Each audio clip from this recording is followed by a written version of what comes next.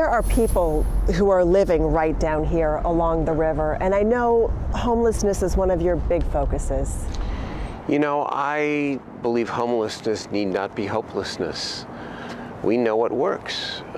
We just don't yet have the capacity to do more of what we know works to help more people. I don't need extensive studies to tell me that if somebody is out on the street for a long period of time, they are dealing with either mental health issues or serious substance abuse issues. And so we know what works. It's intensive outreach, it's case management, it's services, and it is permanent housing. And I am going to make this a priority. I have to make this a priority. We have to make this a priority, because it not only is the humane thing to do, but if we're gonna create riverfront access, if we're gonna develop the riverfront, or downtown, or many other areas. Or many other areas, yeah. We have to do better. As we continued our conversation about homelessness, I asked Mayor-elect Steinberg for more specifics on one of his plans for people who are chronically homeless.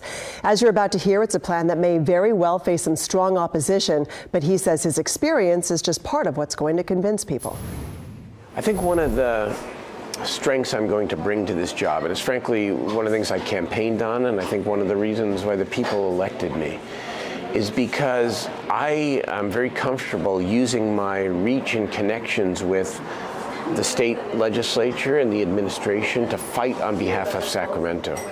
And I sponsored the No Place Like Home initiative last year, which creates a $2 billion housing bond for the homeless mentally ill using Prop 63. And so we intend to fight for our fair share of that. How much do you think that might be? We will get tens of millions of dollars and be able to significantly increase our inventory of permanent supportive housing. So where do you see that housing being built? Well, here's my basic philosophy. I think that what you don't want to do is segregate one group of people in one part of town. Number one, it's not what helps them achieve recovery. And number two, I believe fundamentally in fair share. We can convince people that this is much better than having people living on the street or living in the park or living on the riverbank. Do you expect some fights as you put housing into various neighborhoods? I know that these issues are not easy. Yeah. But I'm pretty stubborn. And I also believe very, very strongly that what we have now is unacceptable. Now, one of the hot topics, of course, during the presidential campaign was immigration. So he talked about how he expects to handle immigration issues during a Trump presidency. A lot of discussion right now about sanctuary cities and what immigration might look like under the Trump administration. What are you expecting? Well, a couple thoughts. First of all, you know, I really found it offensive back in 2008 when Mitch McConnell said that his number one goal was to assure Barack Obama did not succeed. I thought that was wrong.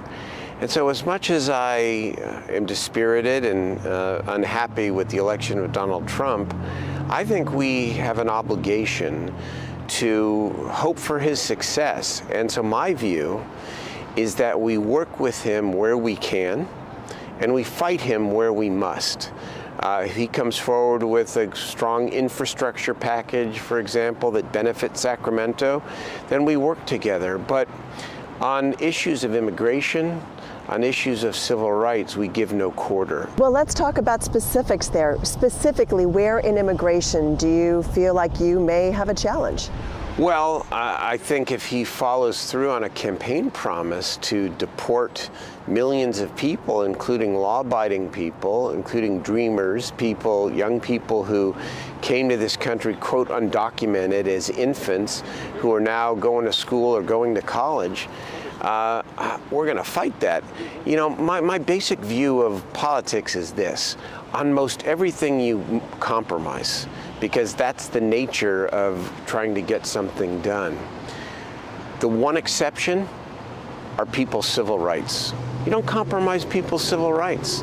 And you know, I just know too much about history and World War II, and there are too many examples where people turn their backs or turn the other way. And when it comes to fundamental civil rights for law-abiding people, and I'm talking about immigrants, undocumented immigrants, I'm talking about Muslim Americans, we're going to stand for people, and we're going to stand for and with people.